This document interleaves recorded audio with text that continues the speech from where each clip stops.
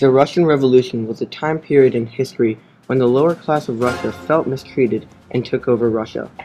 They established communism and the dictatorship of the proletariat. Lenin's part in this was convincing the proletariat masses to join him and take over Russia, and eventually acted as the leader of the people he had liberated.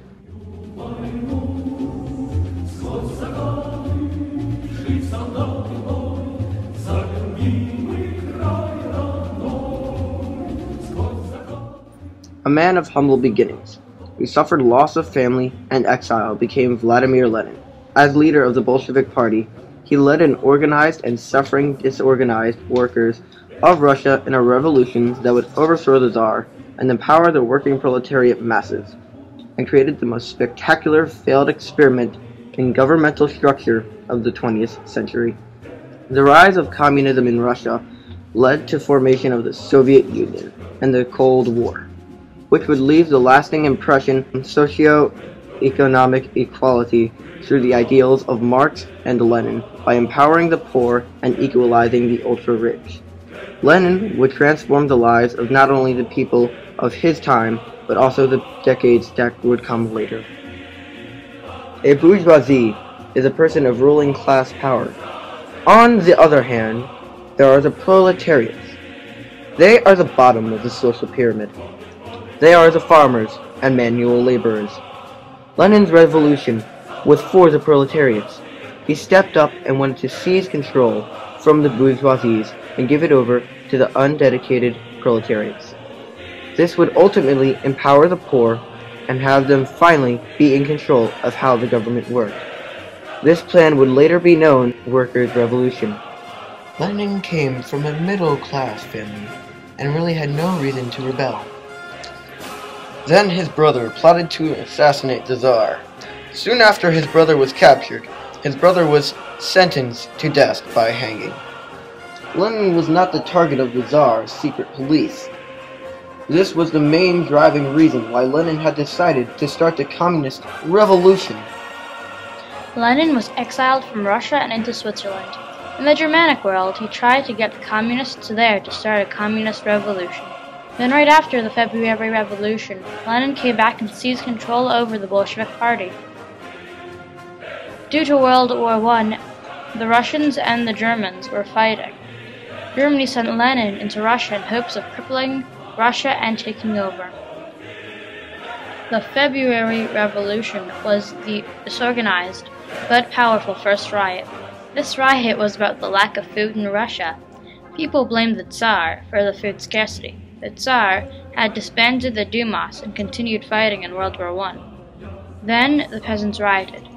There were 90,000 people on strike. The police clashed with the rioters. Many peasants were slaughtered by the Russian police. The July Revolution was a failed revolt attempt. This was when Lenin tried to organize the proletariat into a rebellion. Then the Russian army came in and slaughtered the peaceful protesters. Most of the Bolshevik leaders were jailed, except Lenin, who fled into Sweden. As Lenin became powerful, he developed a lot of friends. The most notable was Trotsky. In 1917 itself, Leon Trotsky was probably his closest advisor, and they were two really dynamic leaders on the same page. Trotsky led the Red Army. Trotsky also led the campaign against Stalin and was ultimately assassinated by him. Another friend of Lenin was Joseph Stalin. However, as Lenin's death approached, they began to drift apart, as it became apparent that Joseph wanted all the power of Russia, when Lenin wanted Trotsky in command. The Great October Socialist Revolution was the second Bolshevik revolution of that year. It was the most organized and influential of the two. The riot began because the government was holding back bread. The provisional government sent in troops, but most of the troops ended up on the rioter side. How ironic that the oppressors of the oppressed were also oppressed. In around one day, the Bolsheviks seized control. This revolution removed power from the provisional government and handed it over to the Soviets.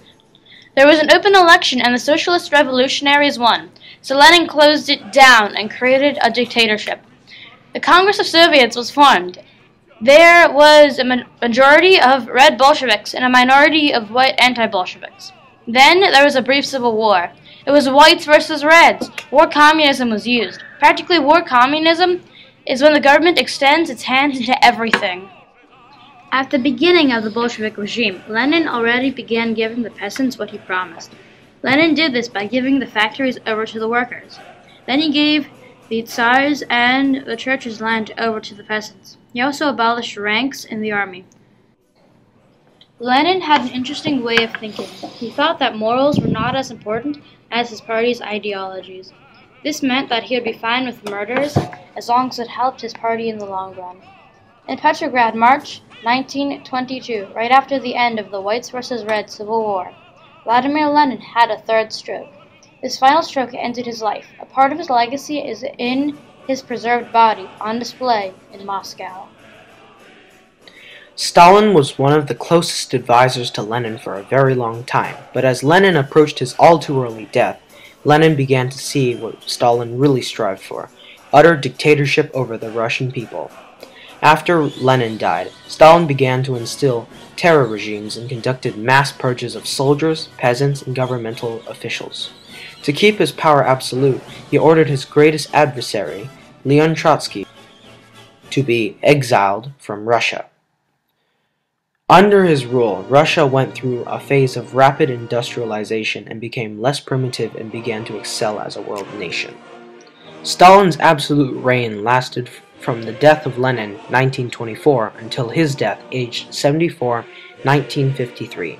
During this long reign, he accomplished many things such as spreading communism throughout Asia, such as China and Eastern Europe, and establishing Russia as a world power. One of the major events the Soviet Union took part in was the Cold War. This conflict lasted from Stalin's reign to the near end of Gorbachev's presidency. This conflict lasted through the Korean and Vietnam War, leaving many marks throughout the world.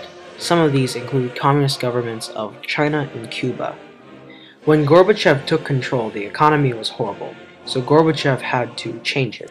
Russia was plagued, and he needed to be the doctor. Perestroika and glasnost were the cure to this disease. Both Lenin and Gorbachev incorporated some elements of capitalism into their policies. Lenin and Gorbachev both believed in citizen participation. Gorbachev's perestroika and glasnost constituted that everyone could get involved in the government and empowered the liberal press. In the 1980s, the foundation of Leninism were coming under fire. Gorbachev, who respected Lenin very much, tried to use those Leninist ideas. Then he created glasnost, which provided the people with more freedom. By the last years of the Soviet Union, it had seen the communism had failed in Russia. The military coup of the Russian government had forced Gorbachev to flee, while his people were helpless to defend their self-elected government. Policies were becoming more and more capitalist, and glasnost was the model for this. By the time Gorbachev returned, the Soviet Union had been unraveled. The Union of Confederates had begun to break away, wanting independence. When Gorbachev returned, he was a president of a non-existent union. The Soviet Union had failed to live up to Leon Trotsky's expectations and ultimately Lenin's. However, it could never be forgotten. In many ways, it was a failed experiment. But as scientists try to figure out why their experiments failed, historians are also trying to figure out why it failed.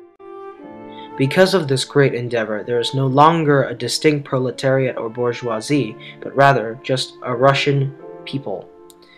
Lenin, driven by the notions of passion, revenge, and the name of political science, had changed Russia and the world forever.